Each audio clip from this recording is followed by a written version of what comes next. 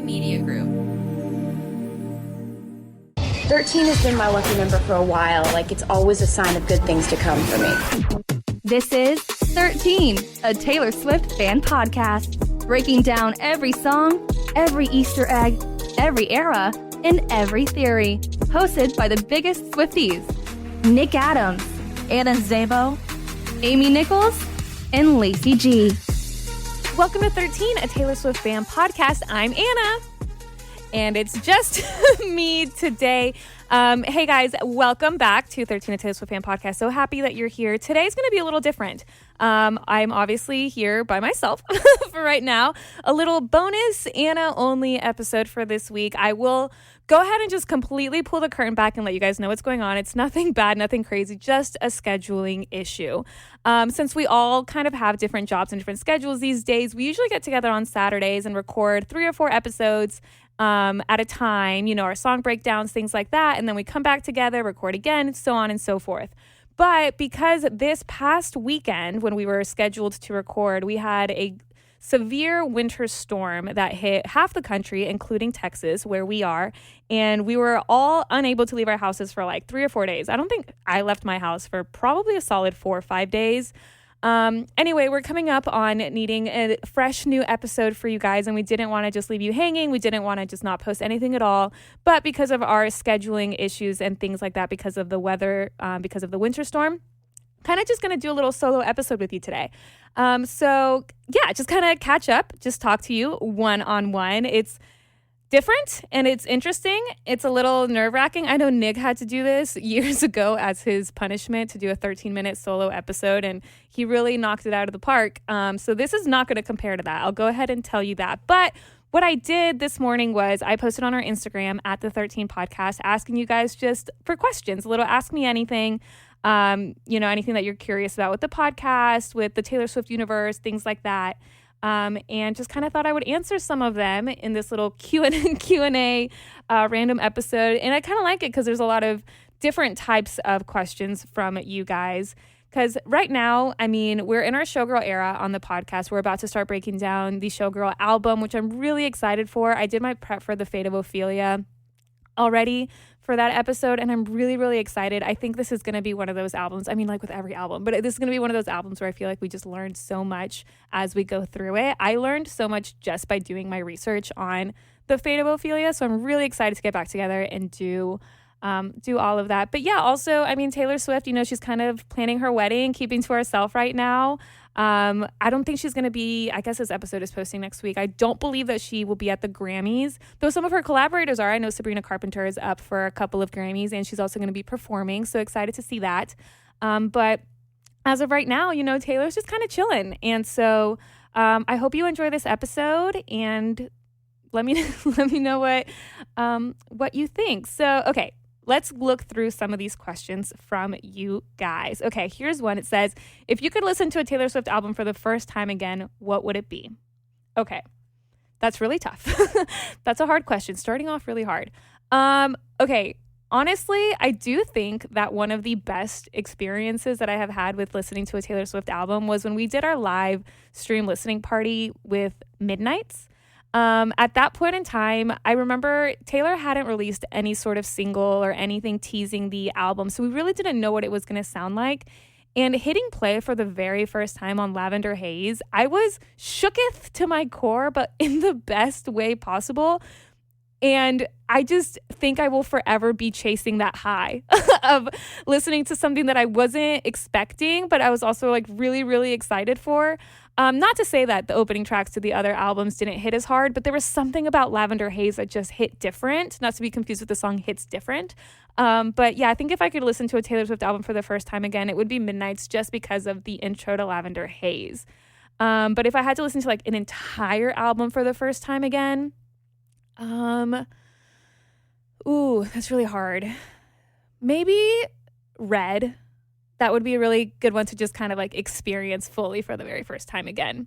Okay, I love this one. As a Swiftie born in the folklore era, what did I miss?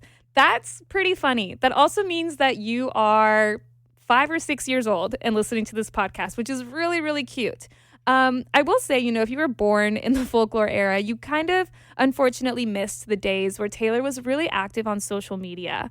In the early 2010s ish, she was very active on Tumblr, and Twitter was way different back then than it is now.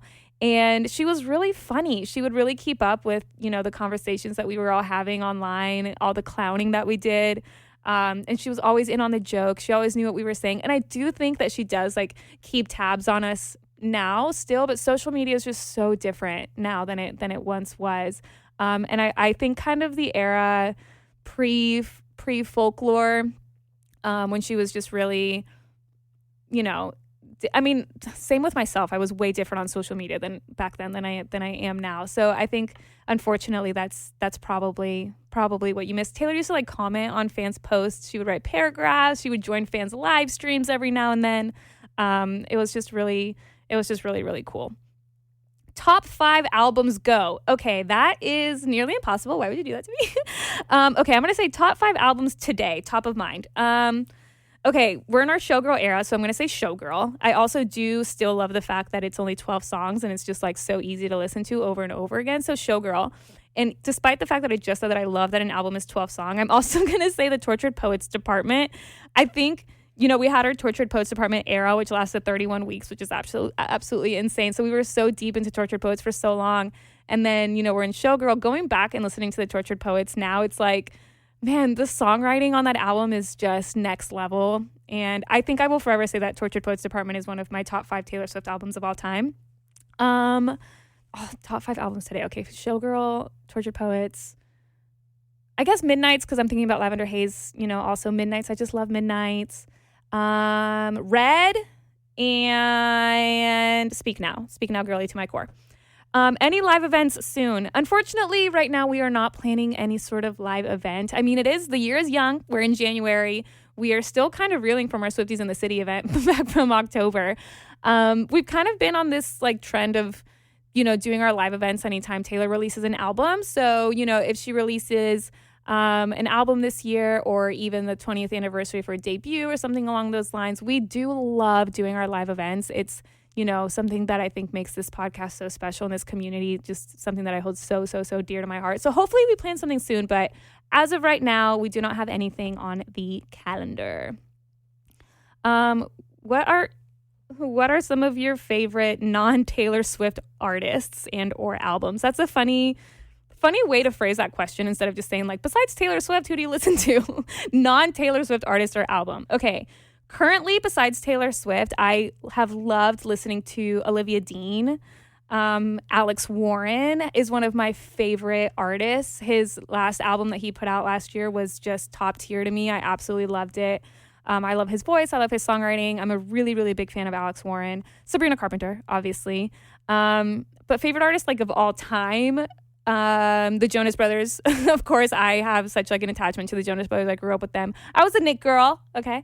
And also Don't Come For Me, but I have a very special place in my heart for the music from the 1975. Okay, are you an enchanted, tortured lover or a fearless 1989 showgirl? Currently, I would say that I'm an enchanted, tortured lover. That's a really funny way to phrase that. Enchanted, tortured lover, I would say. Yeah, I'm not feeling very fearless these days. What song from each album do you wish had a music video? Okay. All right, let's go album by album. And correct me if I say a song that does have a music video, especially for some of the older ones. But let's see. Debut. It would be really cool to see a music video for Should Have Said No. I think in my head when I think of the Should Have Said No music video, I know it's not a music video, but I'm thinking of that one performance where she starts off wearing a hoodie and then kind of midway through the song, she takes the hoodie off and then it starts raining. Mid-performance, live when she's on stage, it's just actively raining and she's saying, should have said no. But I would love a music video for Should Have Said No. For Fearless, I'm going to say The Other Side of the Door. Just that'd be cool. I feel I mean, yeah, The Other Side of the Door. For Speak Now, Haunted, obviously. I mean, no hesitation there. That would be a killer music video. And you know how Taylor gets so theatrical. And on the Speak Now tour, she was throwing couches and going crazy during all of this, during the performance of Haunted. I would love to see a music video version of that. From the Red album, we already have our All Too Well short film. So I'm going to say, I mean, looking at the track list, I do feel like Red does have a lot of music videos from this album. The Last Time, that would actually be really cool because it's a duet. So I feel like you could do, different points of views with storytelling in a music video. That would be really cool. From 1989, this one also has a lot of music videos already that exist. I'm going to say I Wish You Would, just because that's one of my favorite songs, or Is It Over Now from The Vault. That would be a really, really cool music video, especially if Taylor now were to make a music video for Is It Over Now. I feel like it would be like way different than if she would have made it, in the original era. So I'm going to say that would be cool. For Reputation, Getaway Car, obviously that's the only correct answer. Death by a Thousand Cuts from the Lover album. I mean, we have the Death by a Thousand Cuts live from Paris performance, which is really cool. But a music video, I think, would be really beautiful. I don't know why, like when I listen to Death by a Thousand Cuts, and this is going to sound stupid because it is the album cover, but I just see the color pink. Like I see the color pink when I listen to Death by a Thousand Cuts. And so I think I would like to see that music video. From the Folklore album, August. I mean, I think the love triangle, like just coming to life would be cool. Or The Last Great American Dynasty. Maybe that will be Taylor's feature film one day. That's been kind of a common speculation, common manifestation. But August, I think, would also be really beautiful. This episode is sponsored by BetterHelp. Look, sometimes it can feel like everyone else has it all together in their love lives, especially in February. Valentine's Day is full of flowers and candy and stuffed animals. And of course, a lot of talk about relationships and dating. And no matter where you are, whether you're married or dating or single or just focusing on yourself, you are right on time. And therapy can help you find your way and see more clearly where you want to be. A lot of times it's kind of hard to figure things out, especially, start of the year, you want to start fresh, you want to start good, and you're trying to, kind of, what are your goals? What are your goals for the year? I recently was talking to my therapist, and she suggested getting a planner, not just, writing things that I have to do in my phone calendar. Okay, I have a meeting at 2 o'clock, XYZ. But I got a planner where I can also write down my daily goals and long-term goals and kind of look at my month ahead of time and things like that, just to kind of put it down on paper and remind myself that I'm also figuring it out. And I'm very thankful for my therapist on, it's such a simple thing. She's like, I know, like looking at a planner, it seems like something so simple, like everybody can do it, but it kind of does make a difference. And talking to a therapist can help you identify what it is that you need best, what it is that's weighing you down, and find ways to brighten yourself. And find ways to help remove any blockers. So BetterHelp therapists work according to a strict code of conduct and are fully licensed in the U.S. BetterHelp does the initial matching work for you so you can focus on your therapy goals. A short questionnaire helps identify your needs and preferences, and they have over 12 years of experience. So they typically get it right the first time, but if you're not happy with your match, you can switch at any time. I've had to do that, and I know it kind of feels kind of weird, but therapy is all about putting yourself first. So sign up and get 10% off at BetterHelp.com/Taylor Swift fan. That's BetterHelp, HELP.com/Taylor Swift fan.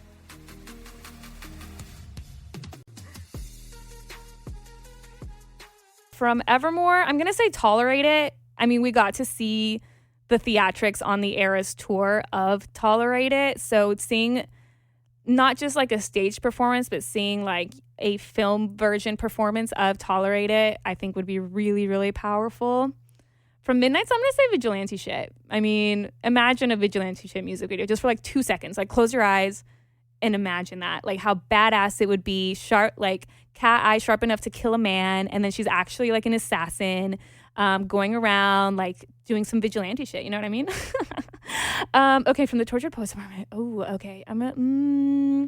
The Smallest Man Who Ever Lived. Well, see, now I'm just thinking about like the Eras Tour performances because I feel like that's the closest we got to seeing a visual representation of these songs.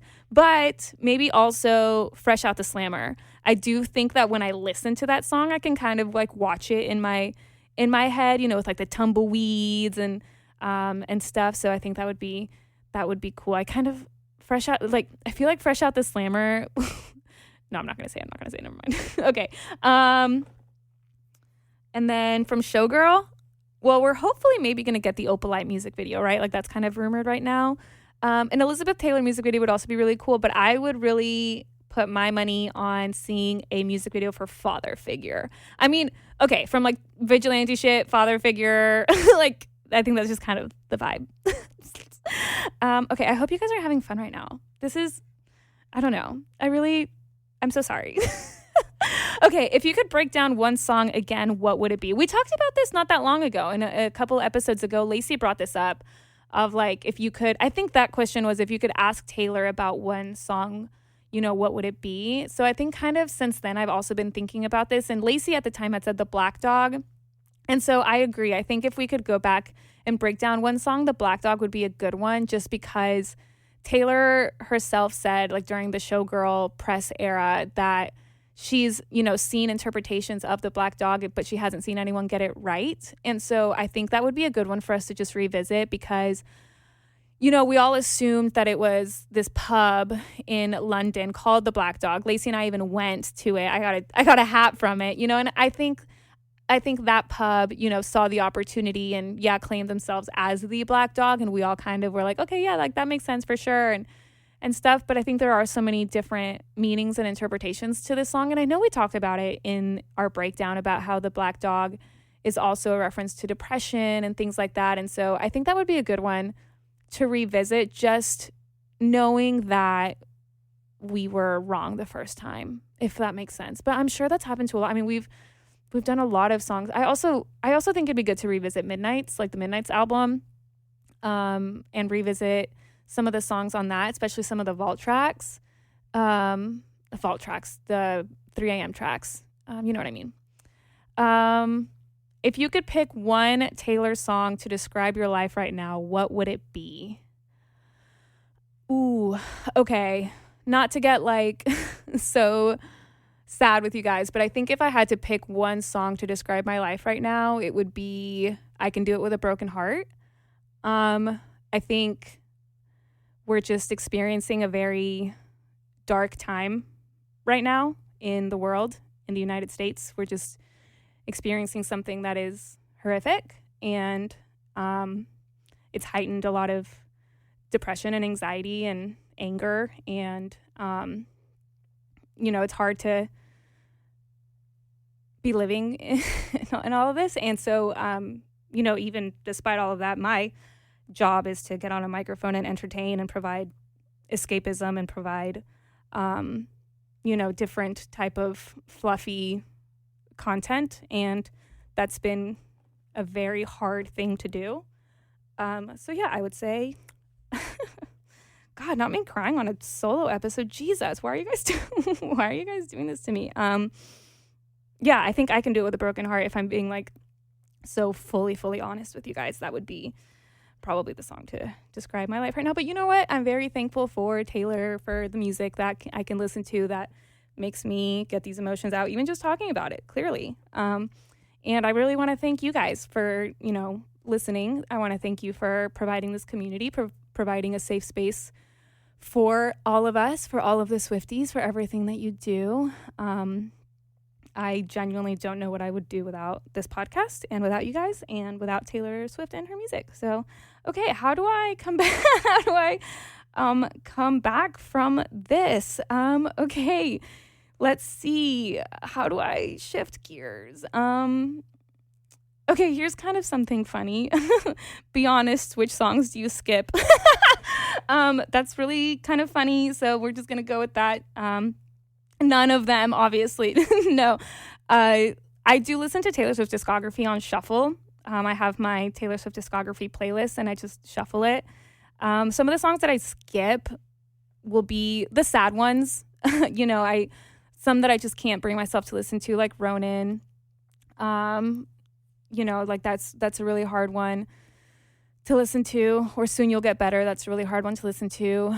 But honestly, it just kind of really depends on the mood as well. Like sometimes I really do want to listen to all 10 minutes of All Too Well, but sometimes I'd rather kind of scream Opalite for a little bit. So, it kind of depends, but I do skip the sad ones just because, that can be hard sometimes. But lately my shuffle playlist has been playing a lot of debut songs, and I've really, really loved that. Maybe Spotify knows that there's a 20th anniversary on the horizon, and Spotify's like, hey, just a reminder, here are the debut songs. Not that I would ever forget them, but anyway, yeah, okay. Well, I guess that's kind of I will be honest, I posted this and then kind of had to record right away. So I'm sure more questions will come in the next few hours and such, but those are kind of like the ones that you guys submitted this morning. So I really, really, truly from the bottom of my heart want to thank you. Thank you for listening. Thank you if you stuck around for this little mini Q&A solo episode. I really, really appreciate you. Thanks for listening to me cry. Jesus Christ. We just know, I know that we joke about me crying on this podcast all the time because I get moved by Taylor Swift songs, and the fact that I did it by myself is next level. Anyway, thank you guys so much. I really, really appreciate you. I can't say that enough. I really do hope that we have some sort of live event soon because I would love to see all of you in person. And I hope that you enjoy our Showgirl era. Really, really excited to get our deep dive started. I hope you guys are all staying warm wherever you are. If you're on the other side of the world, then I hope that you're staying cooled off if it's hot where you are. Wherever you are, I hope you're doing okay. I hope you're all right. If you need anything, you can always contact us. You can reach out to us. You can send us an email. You can DM us. Instagram is the best platform for us, at the 13 podcast. And yeah, I really appreciate you guys, and I love you so dearly. And all four of us will be back next week. If I had to make a safe assumption, I'll say that we're going to go ahead and get into the Fate of Ophelia. So I'll talk to you next week. Thanks for listening to 13, a Taylor Swift fan podcast. Subscribe for free and leave a positive review on Apple Podcasts, Spotify, or Google Podcasts.